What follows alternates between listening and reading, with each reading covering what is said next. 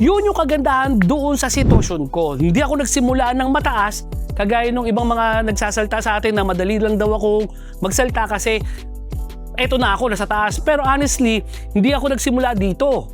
Hindi rin ako nagsimula sa gitna.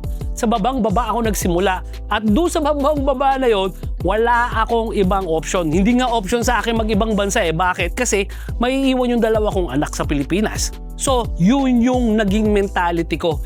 Kailangan natin sumugod sa gera. Pero susugod ako sa gera, wala nang atrasan. It's either mapapatay mo ako dyan or magiging alipin ako pag natalo ako. Hindi ako papayag, it's either maging alipin or mapapatay mo. Lalaban at lalaban ako.